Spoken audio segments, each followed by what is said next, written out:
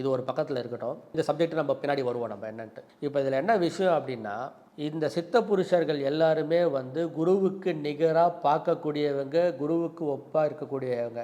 இப்போ இந்த சித்த புருஷர்கள்லாம் பார்க்கும் பொழுது சித்தர்களுக்கெல்லாம் சித்தனாக இருக்கக்கூடிய முருகப்பெருமான் அவரோ இதில் முதன்மையான ஒருத்தர் வருவார். குரு அப்படின்ற அந்த ஒரு வார்த்தைக்கு முருகன்ற இன்னொரு சொல் பொருள் கொடுத்தாலும் அதுக்கு நிகரே ஆகாது.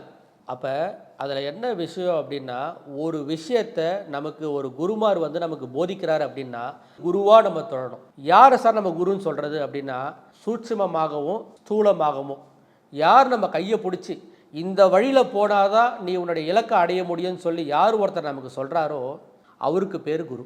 அவ்வளோ ஒரு அற்புதமான, அவ்வளோ ஒரு அழகான அந்த ஒரு தன்மையை தரக்கூடிய ஒருத்தர் தான் குரு.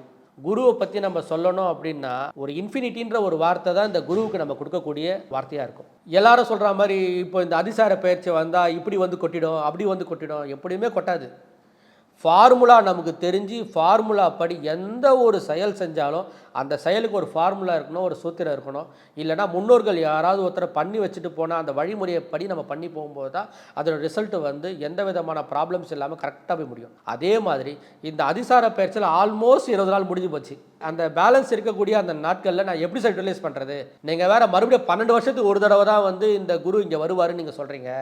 அப்போ எப்படி சார் அப்படின்னா, இந்த டைம் பீரியடில் ஜீவ சமாதி அடைஞ்சவங்க எங்கெல்லாம் இருக்காங்களோ, உங்கள் வீட்டுக்கு பக்கத்தில் எங்கே இருந்தாங்களோ அந்த இடத்துக்கு போயிட்டு அந்த இடத்துல கண்டிப்பாக ஒரு அகல் விளக்கு ஏற்றி தீப வழிபாடு நீங்கள் பண்ணும் பொழுது உடனே இன்றைக்கே நினச்சா நாளைக்கே வந்து அப்படியே கூரையை பிச்சுட்டு கொட்டிடும்ன்றது இல்லை.